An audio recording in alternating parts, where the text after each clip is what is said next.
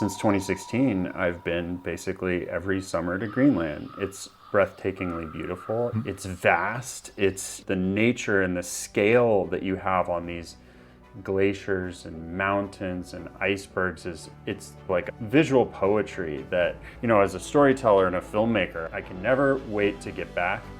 And more than anything, it was the people. The culture is super resilient. A small population of shocks people when they know there's less than 60,000 people, but a really strong sense of self and identity, and a people that are super unified in their sovereignty and what it means to be a Greenlander. That is Trevor Wallace. He's an expedition leader, award-winning documentary maker, educator, and he's on the board of directors of the Explorers Club. His work has taken him from the Canadian Arctic to Antarctica, from Greenland to China to the Mediterranean, and a lot of places in between.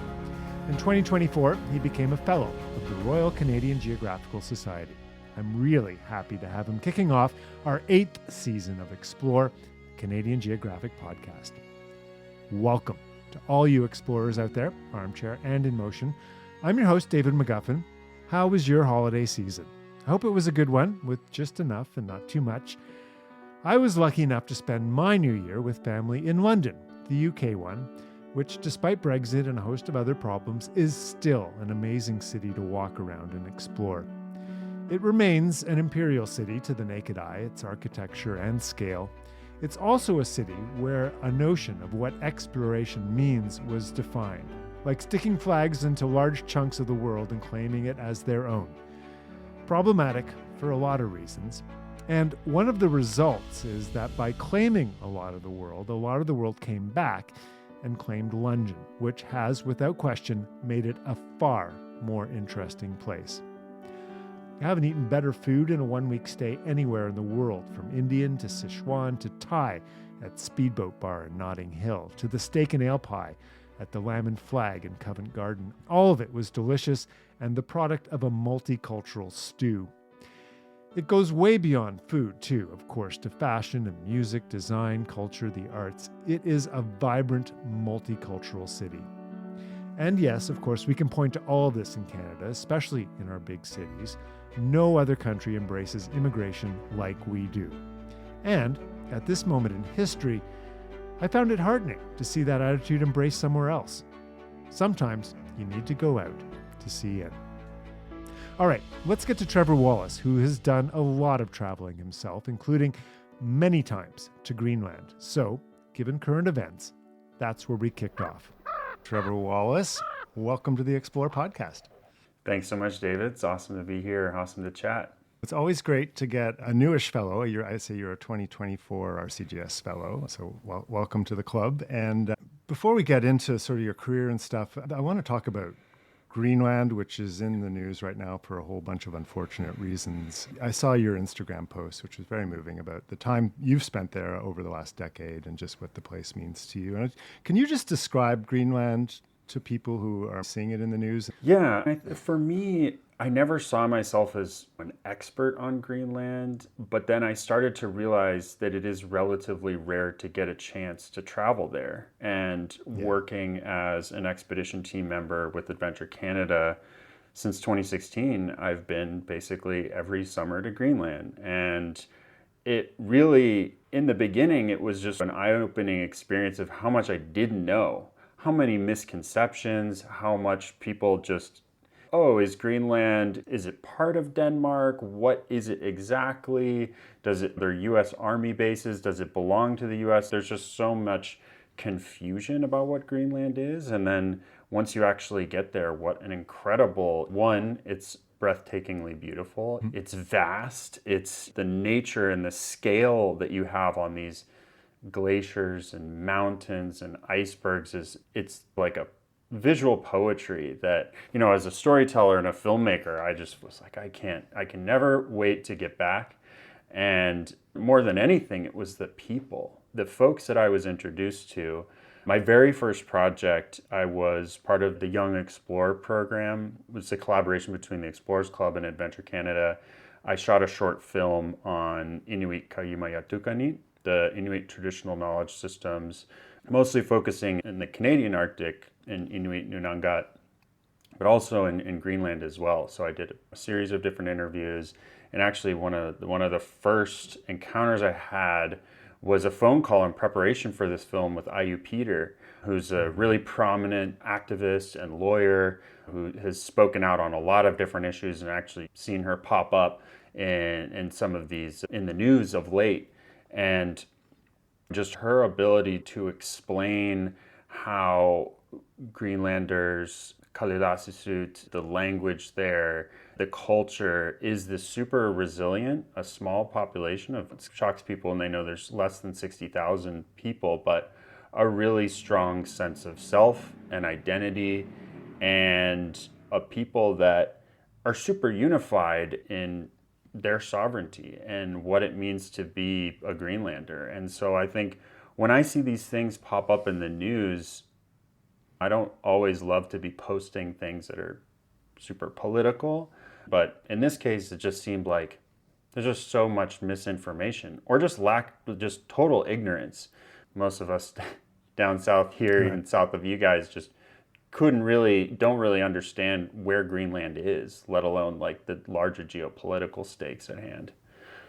Yeah. And there, as you say, there's a population there, almost 60,000, that's been there for generations, like 1,000 years more. And that they have figured out how to live in that land in a way that is incredibly unique. Yeah, this summer I'm working on a film about a Greenlandic explorer from the 1920s. Her name was Arna Rulungwak, and she joined the 5th Thule expedition with Knud Rasmussen and Peter Freuchen. And as part of this documentary, I was interviewing a bunch of Greenlandic women about her impact, her legacy on them. And one of the folks I got to interview was Aleka Hammond, the former Prime Minister of Greenland. And I'll tell you, like, her stories, her coming into this role of being the first female Prime Minister of Greenland, and then really governing through a lot of these really challenging times when, the pressure of the military strategic positioning of Greenland, but as well the rare earth metal resources that are present there. And then you have a lot of folks online. It does, for me as someone who works in the field of archaeology and history, it starts to really matter because, a lot of people are saying, okay, this whatever happened thousands of years ago, how is that relevant? But you'll see folks try to make a case that couple hundred years of the Norse being there establishes some claim on sovereignty. And you can see the same debates on history going on in the Middle East. And the people who first came to Greenland over 4,000 years ago, genetically, were they the same as the Thule Inuit that came in the 13th century or so, that are the ancestors of the modern day Greenlanders?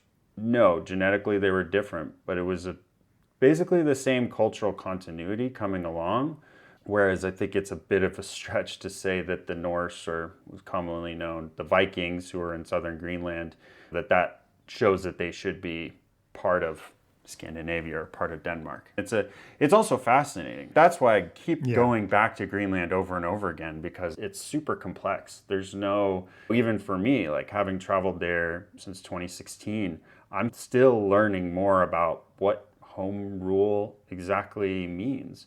And there's many political parties in Greenland who have different views about sovereignty, about the relationship to Denmark, about the relationship to the US and the army bases that are still there.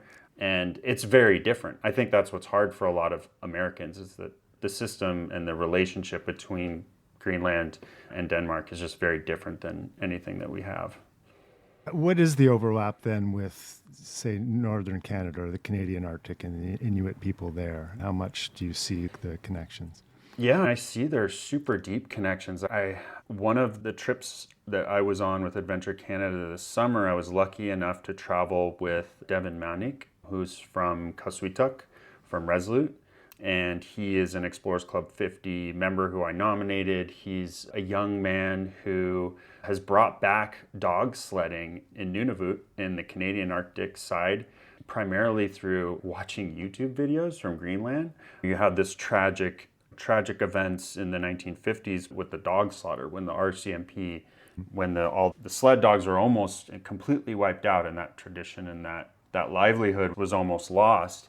And yeah, Devin is this young guy who was brought back dog sledding, and he hunts for his community, for the community freezers. And I was following him around Sissimute, and I was fascinated to see him go to the dog town, which is like a little bit outside of the settlements. They have dogs in their kennels, and he was meeting some of the mushers out there and comparing the lashings on the sledges and comparing all these techniques. And he doesn't really speak Kalilasisut or Danish, but he was showing some of these elders some of his hunts, and it was just so cool to capture a bit of these moments where he's showing this walrus to this old uncle who is just lighting up. And he actually there's a museum there in Sissimute, and he said that one of the elders that had taught him how to make sledges had made one of the sledges in the museum display right there.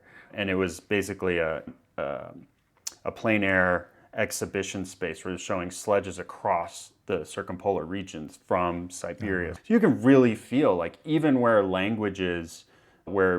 there was some language barrier, the cultural understanding is so rich. And that's what I'm passionate about, is understanding that the modern political borders, that all of these conversations around strategy and global politics and resources, it really obscures cultural continuity that you have in the North. And it's awesome to see like the next generation as well really take that up and connect with.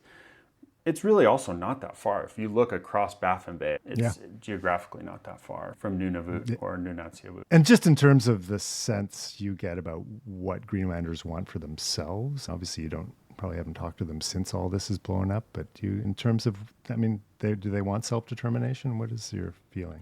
I've always hesitated to speak on behalf. On the ship, Adventure Canada does a fantastic way of, these are trips, but it's also education. It's learning through travel, and we're just so lucky to have the expedition team that we have, like Aleka Hammond, a former prime minister, speaking on these topics. Her son, Johannes, also did a talk. Naya Bianco, who's from Nuuk originally, but spent years and years in Copenhagen and can speak to the both sides of what is it like to be a Greenlander in this moment in time. And absolutely, like, they want to be left alone, left to decide what they want to do with their own resources, whether they want to exploit them or not, or to what extent. Because, and I'm not an expert in rare earth metals, but it seems like there's billions and billions of dollars to be exploited that it hasn't been started yet. I know there are mining companies that are exploring and doing research, and that's ultimately up to them. Whether the connection to Denmark, whether they progress from home rule onto more of a complete autonomy, yeah, that's up for the voters to decide. And I think that it is tricky though, because with 60,000 people, it's a small population, so that can shift a lot in time. Yeah. But I think it's important because you can look back, and there were even during the Cold War, there were some really shocking accidents that you don't hear that much about. There was a nuclear accident at the Thule Air Base where 4 hydrogen bombs and a bunch of radioactive contamination got leached out, and people were seriously affected by that. So I'm thinking of my friends in Greenland and what the situation could be, how scary it must be for them to be in this in this crossfire almost. Thanks for that window into it. It's a place, as you say, not a lot of people have the honor or privilege of getting to. So I'd usually like to kick off just asking where the explorers on the show got their spark of adventure. And so where were you as a kid, and how did this all kick off for you?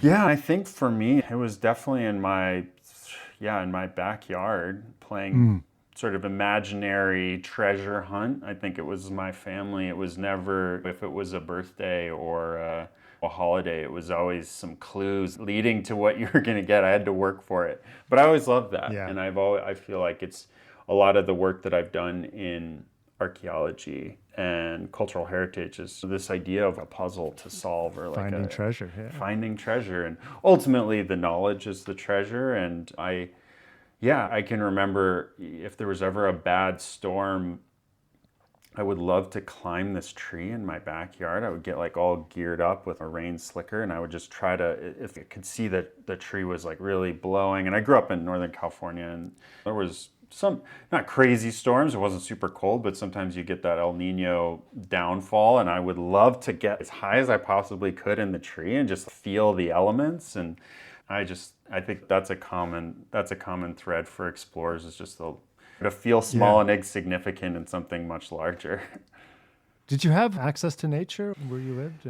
Yeah. I grew up just north of San Francisco, and my mom was a crunchy hippie, and definitely that was a priority for her. She was born in New York and grew up in pretty urban projects in Chicago, and made a lot of sacrifices so me and my brother could have access to nature, and I'm really, super grateful for that. And I feel like that is, throughout all my work, something that I'm very lucky to be able to have spent a lot of time traveling in Canada in particular. It's been, you get one little bite of the north and you just want to keep going back. Yeah, it is amazing, isn't it? It just gets under the skin. Yeah.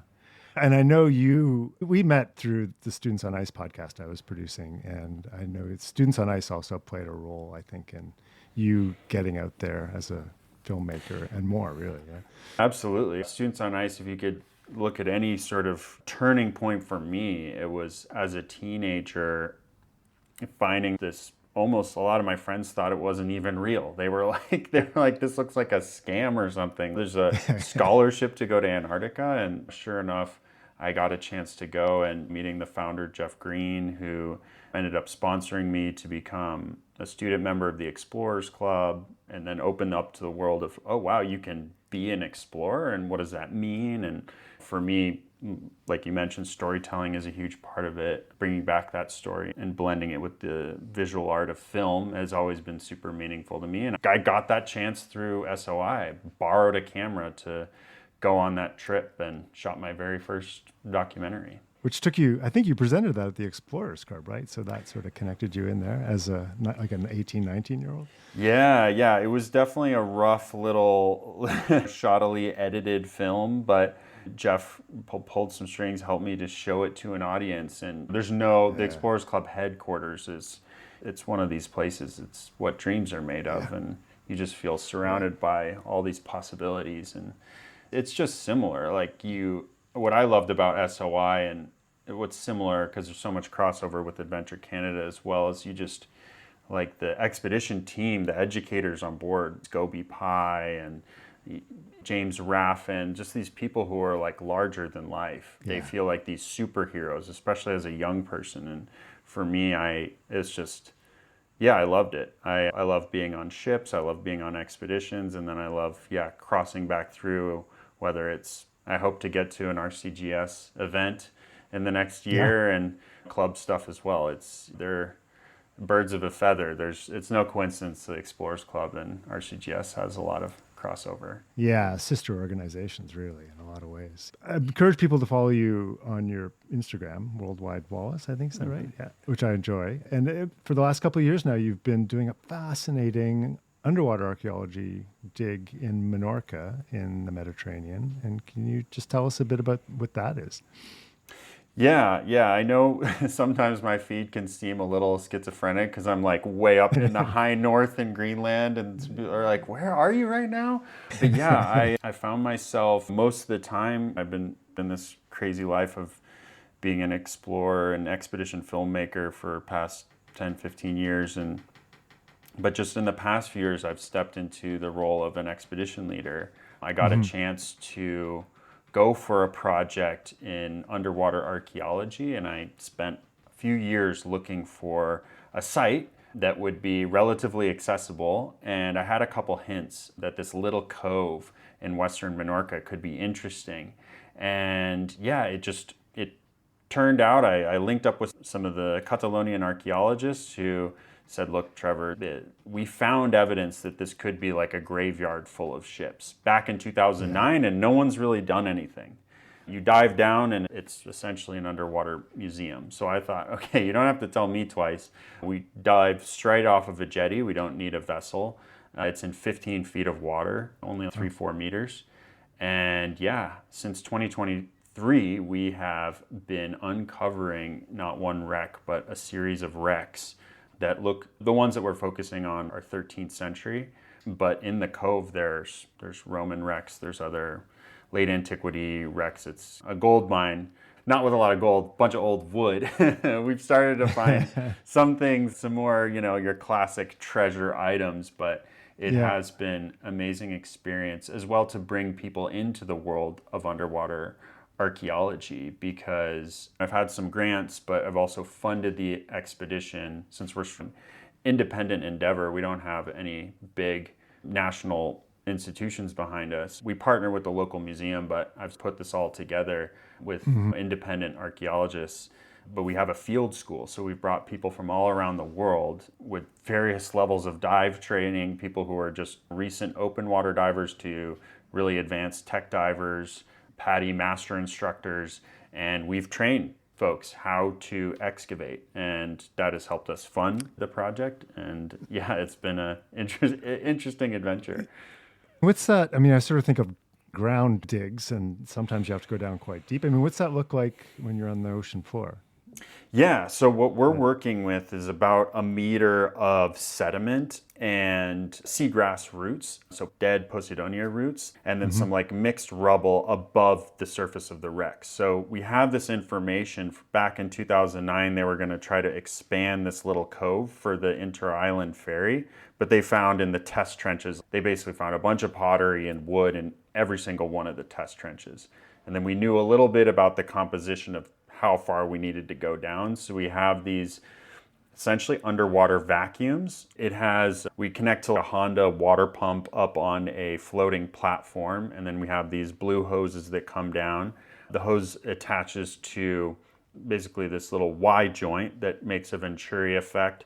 And so you have a siphon that shoots the sediment out, a big discharge PVC, and then you have a flexible tube on the end. So you can hand fan the sediment in. You try to do it carefully because you never know when there's going to be an artifact in there.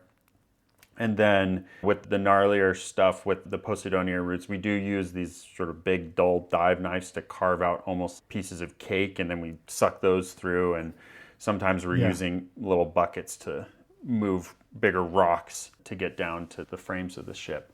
But so are the ships flattened out then? I guess they're not intact in that.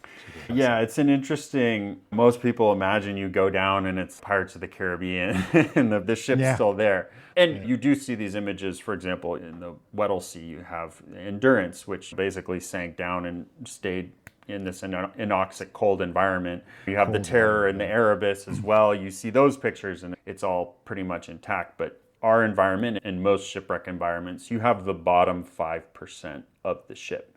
And the study of that is understanding what was the cargo that was left, and then understanding, basically the naval architecture that can tell you quite a bit, even just that 5% that's been collapsed or destroyed. And in our case, we have, one ship and another ship smushed into it, and then what looks like probably an additional ship next to it. And we have our various theories of how that happened to be, which is, pretty unique. So you're saying 12th and 13th century. Why are you focusing on that era? Is that just the abundance of ships, or what is it? Yeah, so we started excavating at the mouth of the cove, and we had some archives saying that there was a ship called La Purísima Concepción de Nuestra Señora that sank there in 1702. And so we thought, okay, we know there's a Roman wreck somewhere in the cove and a medieval one, but this one, 18th century, is considered modern, and we're planning this campaign. We'll start with something that's a little bit easier, more straightforward. Then in 2023, when we started uncovering it, we didn't find any 18th century materials. We found a mix, because it's always tricky with a harbor, because you have a bunch of cultural material. We have Roman Dressel 20 on top of medieval and modern stuff. It's all mixed together. So it's this cleaning puzzle process of getting down to what you know is actually a more intact piece of the wreck. And so as we went down, we thought more and more, okay, we know from the archives this ship sank in 1702, that it was partially salvaged, but none of this really looks like La Purísima Concepción. All the ceramics we found that look more or less more in their place than the kind of chance finds we were making. those were all medieval. We didn't know exactly which century, but they were like, this is definitely older. And when we got our C14 dates last year, it turned out that not just one, but all three of them looked to be from the 13th century, which was a very interesting time in Minorca. It was the end of Medina Menorquia, where the Islamic Caliphate had control, and this was one of their sort of independent taifa, which is a city-state. As the Reconquista pushed Muslim Iberian Peninsula down, many of these folks were going to Minorca, which was like the last holdout of Islamic Spain. And it was a super vibrant community with all kinds of really sophisticated aquaculture and poets and historians. And this was really the last spot. And the ships, it's extremely rare to find ships from this period. Not to throw shade, but Roman ships are a dime a dozen. Like if you look at the archaeological chart, you'll find a ton of Roman ships. The trade was really prolific, and even though they're thousands of years old, and it's super cool to find Roman material, and we find it Roman and Punic, we find a lot of old stuff, but it was so cool to find out that we're excavating something from the medieval period, which was this transition. 1287, Alfonso III came and Medina Menorquia was no more, and they destroyed everything. So our ships are this kind of time capsule into that period that is a rare insight into a cultural and political and economic shift. So what are some of the cool things that you've found, like that were eureka for you? Yeah, I mean, there have been some very cool finds, and we do have to be a little bit careful because it's a place that can easily be looted. And we've started to open up more space. Just finding out that we had ships stacked on top of each other was really interesting. It led us to think, okay, maybe these were intentionally scuttled ships, like they were intentionally sank and to blockade the cove. But then we started to find some pieces of cargo that you just definitely you wouldn't leave on a ship. We found one of our field school participants actually at Dixon. He started to uncover what he thought was a piece of slate. It was this like big sort of rock looking flat, dark object. And we're just moving it around a little bit. It turned out it looks like a lead ingot that we're getting sampled now. And lead was incredibly valuable. So we know that they wouldn't have left that. And it's huge. There's actually two large pieces of lead that you can't even we left them in situ in their original place, but we were able to sample a little part, and with stable isotope analysis, we'll be able to see where this ship was coming from. And the big eureka find that we have not published yet were a series of small artifacts that we found on the hull of the ship that do also throw a little bit of a monkey wrench in our C14 dates because they have a Christian origin. Oh, interesting. Yeah, in particular, a lot of times I'm topside as an expedition leader. I'm coordinating things, or I'm doing media stuff, and I'm managing the shifts. And in this case, I was doing an excavation shift myself and uncovered an enculpium, which is a bishop or a crusader knight would wear this. And it's essentially like a portable altar as well as a kind of an amulet. And seeing this coming out of the sediment was mind-blowing. It's small. It's a small object, but a really striking one that we're still looking for a specialist to help us study it because there's basically nothing else like it out there. There's some comparable ones, but either later or earlier and not quite the same. From what we know so far, a really special item that also is like, how did that get there? Yeah. So that, I guess it's a pretty big crossroads there, wouldn't it? And would that have been linked to the Crusades, or what would that? What's the speculation? When we have this idea of the Reconquista and the sort of tension between because there were Spain was not one unified kingdom at that point, Christian kingdom. You had Castile and Leon and Aragon. You had all these different Christian kingdoms on the peninsula. And then you had the Al-Andalus in the south. But there were different alliances in between all of those. And at that period of the 13th century, Minorca was paying tribute to those Christian crowns to stay in good terms, and they actually had a lot of exchange. So it could be a tribute ship. It could be, it could be connected. Some of the imagery does maybe connect to the Crusades. That's any archaeologist, you can always tell it's because they have to have a million caveats and that I'm not an expert in this, because there's somebody who's spent their life that we will hopefully find, because so far all the medieval specialists we've talked to, I don't know, you're going to have to keep looking, because it's, the museum, their reaction was pretty special. They were like, we've never seen anything That's great. like this. We can't wait to, conserve it and study it. It's going to be pretty cool. You just love the mystery of all that, don't you? Oh, yeah. Oh, yeah. You mentioned looting, too, which obviously is an issue with archaeological digs and stuff. And I know you've got now a documentary out, Among Thieves, which is very specifically about that. And I think you're on the festival circuit right now. So tell us about it. What's the germ of the idea behind this? And it seems like it was a pretty risky adventure, really. Yeah, so this Among Thieves came actually from a chance encounter at the Explorers Club bar, where I met Dr. Gino Caspari, a Swiss archaeologist, who invited me to go look for tombs with him in northwestern China. And I was like, I would love to go look for some tombs. Why not?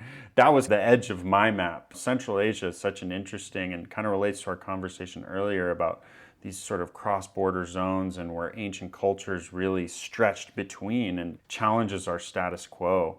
And so I was like, I would love to go out there. And that's where he did his PhD research. He specializes in remote sensing, so using satellite imagery to map tombs, and he's also used machine learning to map looting in these remote places that are sometimes hard to get to.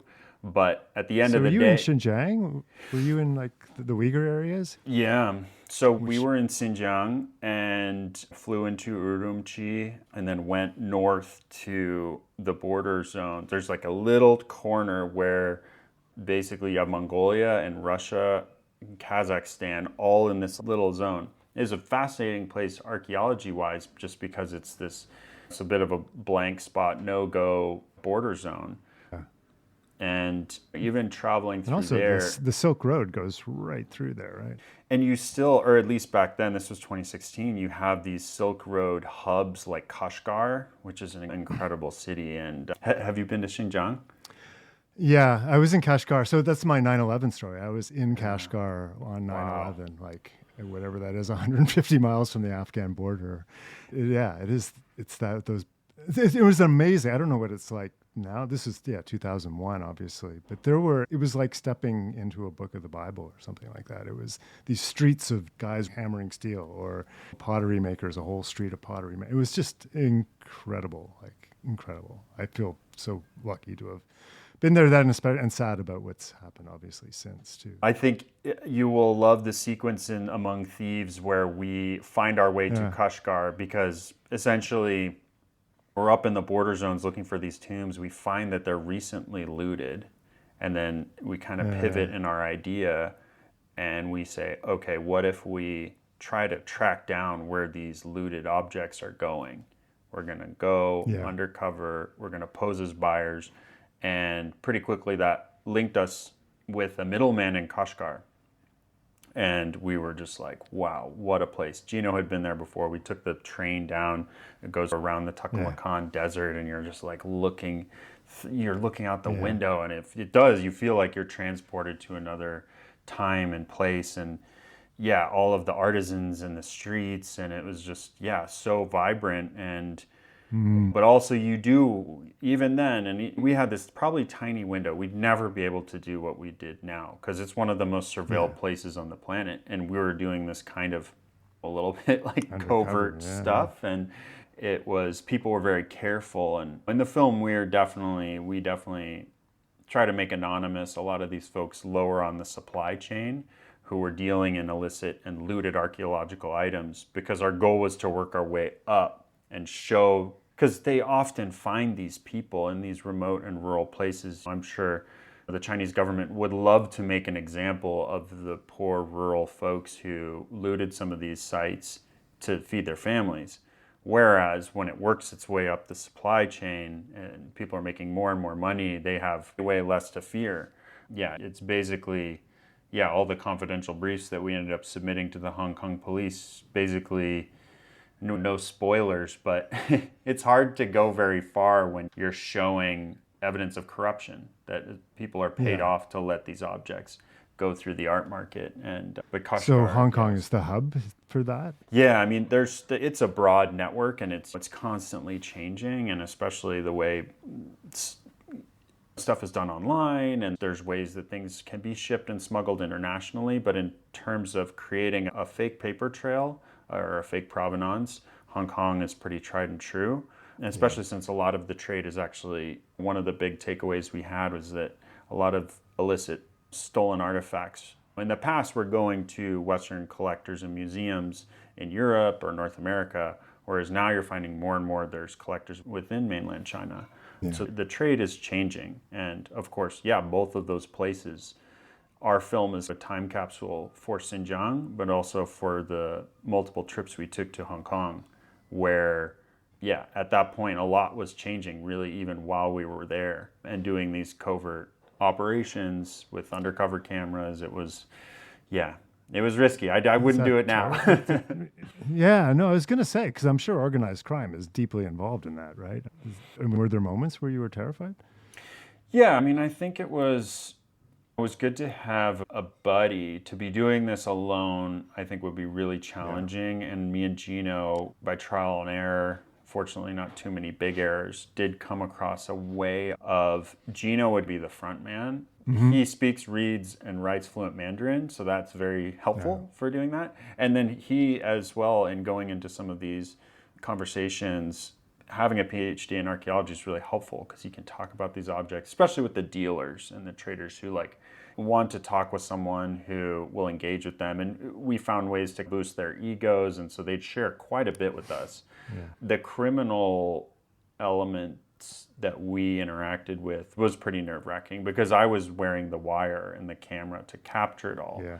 And so that was, pretty nerve-wracking, and just a lot of days upon days and no sleep, and just how do you act around someone who is, the triads that we were with were often on drugs and never know when they're going to show up or how they're going to react. You say something and hard to understand. There's the language barrier that was difficult for me, and then always the fear of being caught by those guys. With the traders, it was like worst case scenario, you can probably dip out from the stores that we were looking into. But then when we got deeper, there were moments where you don't get away. Were there any close calls like that? There was definitely moments where it was like failure is not an option. We were building rapport. You'd have to stay out all night with these guys. And there were some moments where my undercover camera would live feed to my phone. And so I could have the field of view of the camera that was inside of a button. And there were some moments where it's 3 or 4 in the morning and I'm starting to get paranoid if one of these guys was able to connect the dots of, why is he looking at his phone that way or this or that. Also, the batteries would heat up. It was recording continuously for hours, and I had this sort of whole kind of setup with the undercover camera. I was really worried that someone would feel the heat in the batteries, which fortunately they didn't. But it was, there's definitely some close calls, and wouldn't do it again. Yeah. So what are those antiquities? What are the graves they're looting? Yeah, so we immediately found tons of looted grave goods. Every store that you go into, they do have some stuff in the fronts of shops that are like trinkets and fake stuff. There's a large percentage of what you see is fake, and that was part of the process of meeting with these dealers. Is they'd show you some forgeries, they'd show you some low value stuff, and you could tell pretty quickly, and that would indicate to them that we were legit, that we were also working for a buyer that knew what they were looking at. And some of the low value items in any archaeological site would be super interesting to find, but out of its original context, oftentimes useless. You'd see a lot of these bronze mirrors that are beautiful objects, Iron Age, late Bronze Age, these polished mirrors that they're typical and to find in mainland China. You find that in the steppe, that means something completely different. That if you find that, like for example, in our later excavations in Siberia, we found a Tang Dynasty coin. What is that doing in Siberia? That tells a completely different story. That amulet that I was telling you about that was on a ship in Minorca that dates to the 13th century, the context is what tells the whole story, which gives us the knowledge behind it. If you just see that out on the art market, you barely, without some natural science analysis, you might not even be able to know. The forgeries are so good, sometimes you don't know whether it's real or not. Yeah. We would find even sad that with a lot of the middlemen and the dealers, they're running out of fresh tombs to loot. It takes much, much longer because so much has been destroyed. And they're often taking these kind of pseudo-archaeological documentation photos of the sites as they loot them to show to the buyers that their stuff is legit because the forgeries have gotten so good. Wow. Did you get a sense that the Chinese government is making an effort to stop this? Yes and no. I mean, they've definitely, and that we touch on this in the film, they've caught some looters and they've put some people to death. Like the penalties are massive.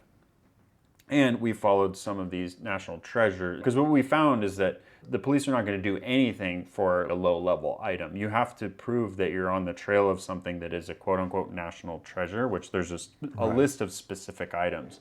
And that's what we ultimately ended up focusing on, were high-value items that we could get the attention of the authorities. We're trying to tell a story. We're trying to track the supply chain. We're trying to understand how it works. But we also want to make an impact, actually bust one of these guys. And we knew we needed a national treasure to do that. But unless one of these national treasures makes its way to the US or to somewhere in Europe, China's not going to do anything about it. Because if it looks like they can't protect or keep a handle on their own national treasures that they're scooting out into the art market in Hong Kong, it makes them look bad. Especially for two guys like us to show them that, it's going nowhere.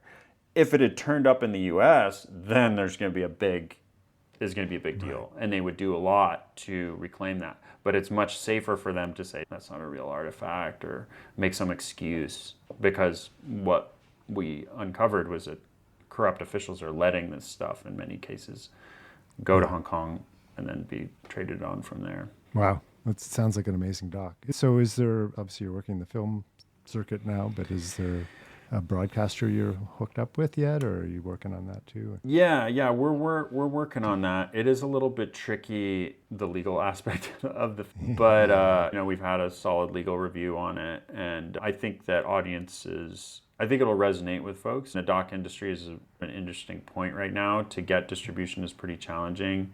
I think our film blends these different genres of exploration, adventure, true crime, and some of the geopolitical aspects too of, we touch on, not a lot of people are talking about Xinjiang. And so that's not a huge aspect of our film, but we definitely wanted to address it. And that's a component. So we think that's a strength, but also can create some difficulties in distribution given the connections that distributors have to China and all that. No kidding. Yeah, best of luck with that. You mentioned a Scythian tomb that you guys excavated as well in Siberia, which is also now a difficult place to get to, I'm guessing.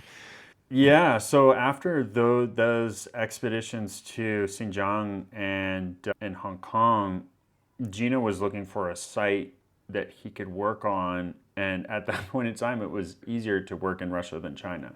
So we got together a ragtag team to go and do some test trenches on a site that he located with satellite imagery, a Scythian tomb in Tuva. So geographically wasn't actually that far from where we were in Xinjiang, but a completely different political setting up, the research collaboration that Gino did with Timur Sadikov and Yegor Blokhin, who are both archaeologists from the Institute of Material Culture in St. Petersburg. Cool. Great guys that believed in Gino, that this tomb in the Valley of the Tsars in Tuva, that is not an easy place to figure out how to get permission to dig there, but Gino pulled it off, and we did some test trenches, and yeah, it turned out to be a pretty important, basically the origin of Scythian culture. Among the earliest of the Scythian burial mounds ever found.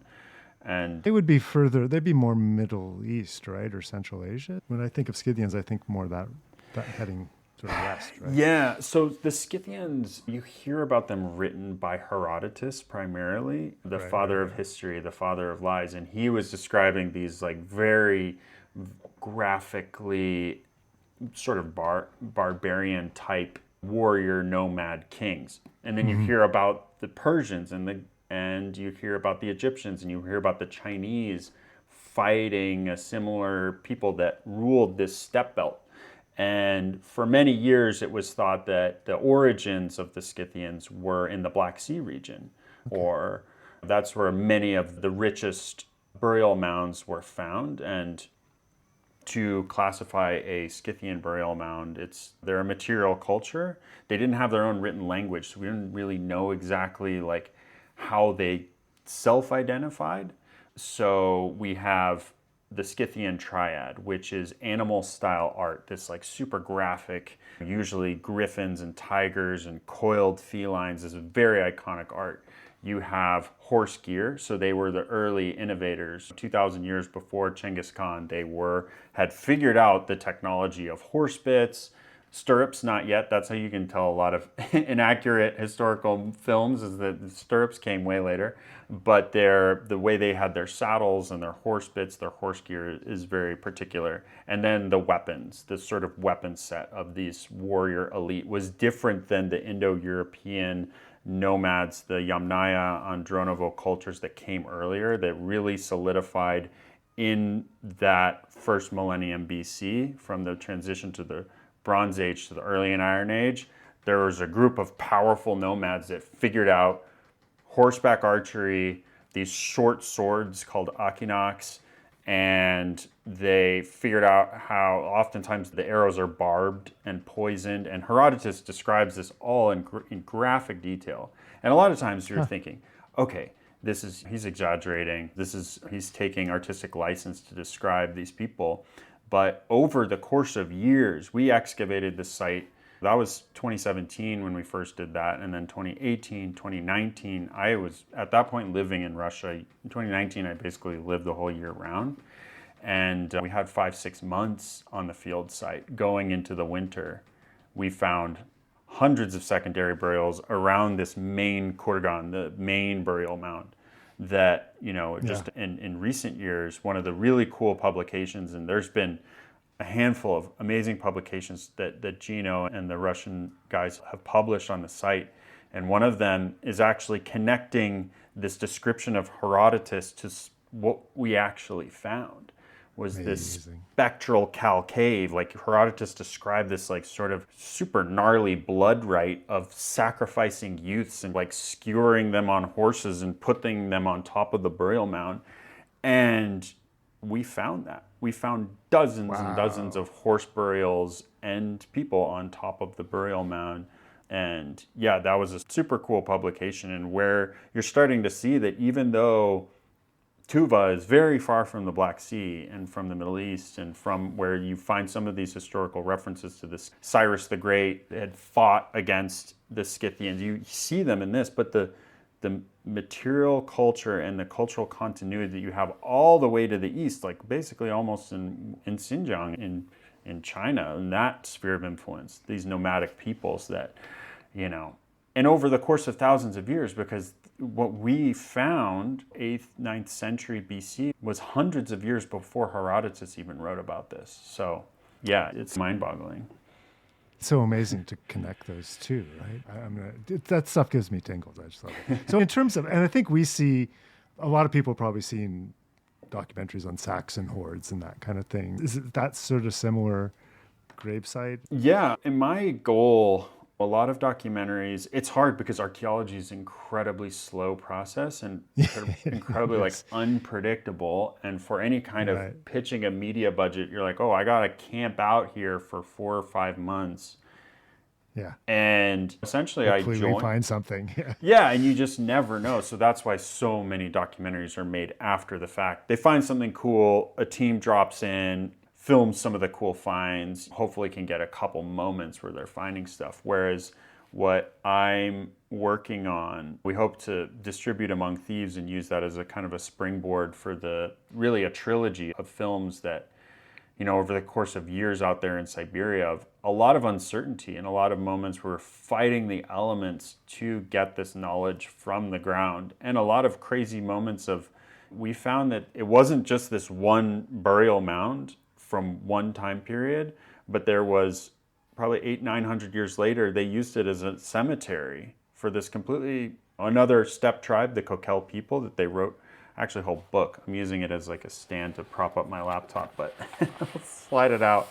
But yeah, this is like the whole book on everything we just found in like 2018. Like all of these burials was things that we found, in the physical anthropology aspect of it too was fascinating, because we found a lot of these brutal warfare of the steppe, that close to 30% of the people had these chop marks on the bodies, cervical vertebrae cut, evidence of scalping. It was, still a story that we're unraveling of what exactly happened there. But like an ancient crime scene, it was burial after burial, finding these perhaps creepy post-burial rites and skeletons that had strange things done to them. And that's what we can see in the bones, because we know there's lots of ways you can shish kebab somebody with an arrow and it doesn't show up in the bones. But like, we're finding crazy stuff with all of this, whole burial field in the south. Amazing. I'm looking forward to that coming out. And just to confirm that you do hop all over the world, we were talking a bit about your time you spent in the Canadian Arctic with Adventure Canada, right? You help lead expeditions with them through the Arctic. What's a favorite place for you up there? And maybe can you describe that for us? Oh man, yeah. I mean, I think for me, one of my favorite places to go to is King 8, Cape Dorset in southern Baffin Island. I think about it just because I have my mug, my Kanojuak mug that I got at the Prince Center there. But I've just always loved visual arts, and I think that the it's Prince famous Center for carving and Yeah, they say that it's one of the highest per capita artists in the world. It really does feel this super vibrant place, and I was filming a lot of the art there and talking to different artists, and it is a super inspiring place. And the trip that Adventure Canada does, that was the first trip I did with my grant as the Heart of the Arctic, is a trip that goes around southern Baffin Island and Greenland and then around Ungava Bay. And during that trip, we also usually go to a place called Akpatak. Akpak are the thick-billed murres, and it's this thick-billed murre colony. And it reminds me of the cliffs of insanity from Princess Bride, these 300-meter cliffs just like reaching up into the clouds. And the murres are these incredible swimmers and divers. They can dive way down. They look like flying penguins. They can't fly very well at all. And in fact, when they're fledging off of the cliffs, a lot of them like bop onto the rocky cliffside, and without fail, we see bears. We see polar bears there skirting along the base of Akpatak. And that is such a... pickings, Oh yeah, and that's like a place I've dreamt about, this place over the years, just because it's such like it's a striking visual. You were just talking about how when you go up to the north that there's something about it that just gets under your skin. What is it, do you think? Yeah, I feel like there's this sort of serene, peaceful otherworldliness. Obviously, I've gotten to travel there in relative comfort, and it's different when you're stepping outside of that. I did a project back in 2024 with James Raffin that was amazing collaboration with ArtsCan Circle. That was in Kugluktuk, was it? Yeah, was it so we went up to Kugluktuk, and that's a very famous RCGS Okan geopolar plunge moment. Oh man, yeah. So that was a key. Yeah, that was a legendary. I was terrified. I was like, JR, man, I don't know. You seem to love this podcast. Just putting it all on the line. It was like -40. I wasn't doing it. I was feeling a little under the weather before that. So I was like, this is completely off the table for me. But then he managed to convince a couple other psychopaths in our crew to do it as well. Went in too, yeah. Oh, yeah. man. Anyway, sorry to interrupt that story, but that is, if Thinkangio, it's a pretty legendary, and then the video of it is incredible. Which maybe you shot? I don't know. Yeah, I did. I shot that. I shot a short doc that's been doing a little festival run of its own, Signs of Life. And stay tuned. JR is planning a couple screenings of that film. We did one screening in the past couple months. But yeah, just capturing that whole moment around being up there and doing the song workshop with Barney Bentall, and his son, which was a really beautiful moment with the youth in Kugluktuk, who, just took me in, and Nate and Cody and these young kids along with one of their mentors, Ken Taptuna, who works in the school as their music teacher. And they wrote this song about skidooing out on the land. And that became a big component both of the film and then also like our experience being there, which was, trying to tap into some piece of joy and just love for the land, there's so much about the Arctic that is complex and multi-layered and can be challenging to tangle with. But what I loved about that is it's just this sort of like very visceral connection to place and this just outpouring of joy, and just to be able to connect with these teenage guys and learn about what it's like to have that freedom, what that freedom is like to be out on the land and on a skidoo. Though I did get a little bit of frostbite in the process of helping film that. It was no joke. I think it was -55 with the wind chill that day. And you can do with that. There's literally... You can have all the Canada Goose and everything, and still, Yeah, JR had given me, because I was coming straight from Hawaii. I had 0 cold weather gear. And so there was a little snafu actually where I was going through Yellowknife, and I arrived, and then I was trying to get a hold of JR. I basically had a hoodie, and I was like, wow, already this is the coldest I've ever been. And I get to Yellowknife in the middle of the night, and they were like, oh, sorry, sir, like, we don't have a room for you. And everywhere is booked because of the Aurora tours. And there was some mix-up, and I was like, oh, man, I don't know what I'm going to do. I ended up getting a room. Long story short, it was like 4 a.m. But then, fortunately, JR came the next day, and he had this old parka, one of his, like, the classic double warm things. And, I was acclimatized to it. And it is beautiful. It was so cool because I've traveled almost every summer, and you get to know some of these places in the summer, which is just a completely different experience than the winter. Yeah. And I would love to go back and experience it. A lot of people say, oh, why would you want it? It's so dark, and it's, like, crazy cold. But, I would love to go back. I was in Cambridge Bay, so just north of Kugluktuk, in December a few years ago. Just as I watched the last sunset, it goes away for a month and a bit. It was so beautiful though, like you're saying. Like you can't even imagine how it could be that beautiful, but it is. It just is. There's just something that contrasts and beautiful. Cambridge Bay is awesome. Is it Redfish? Is the spot where they cut redfish up on the wall behind me here. Amazing. Yeah, I know those ones. Oh, super cool. Yeah, those old cans and stuff they fish out of the bay and they turn them into art. It's incredible. Yeah, it's an amazing community. And the center there blew me away. The research center, the CHARS, Yeah, CHARS. The doc you did with James Raffin then, what's that called? It's called Signs of Life. Signs of Life. Cool. Okay. We should all keep our eyes out for that. And if James is touring it around, I'm sure I'll come across it. He's just south of us here. Awesome. Listen, I don't want to take up any more of your time, but this has been a really wonderful conversation, and it's great to have a new fellow on the podcast as well. Oh, yeah. And we hope to see you at some Cangio events coming up. Yeah, I hope to make it official soon. Yeah, come on up. Geographica in November is a blast. It's a really good time. So it's a fellows dinner. But we have all sorts of stuff going on. All right, listen, Trevor Wallace, good luck with all your upcoming adventures, and thanks for being on the Explore podcast. Thanks so much, David. And yeah, I'll share some links on how you can see some of this stuff. And yeah, the field school application for next year of Menorca is open. No applications to go to Chinese jail or any of those other random things, but you can join me where the sun shines and no one goes to jail. That is a possibility. Yes. Yeah. Awesome. Thanks, Trevor. Cheers, David. Trevor's new documentary, Among Thieves, is touring North America right now. I've added a web link to the show notes so you can find where it's playing.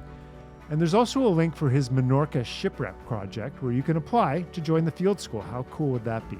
Cue up your Life Aquatic soundtrack.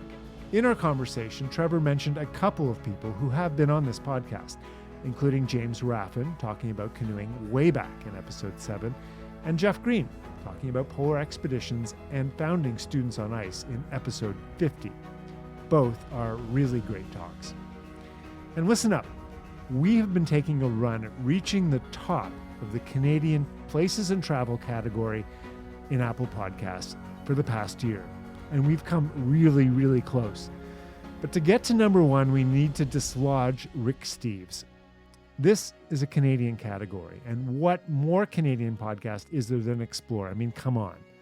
It is certainly not Rick Steves. God love him. So we need your help. If you can go into the app you're using now to listen to this and scroll down and give us a 5-star rating, and then write a few words about why you like this podcast. Really lay it on, perjure yourselves. That would be a really big help. And I'm sure Rick Steves would approve. Lovely guy that he is. Thank you all so much. And until next time, when we'll explore again, I'm David McGuffin.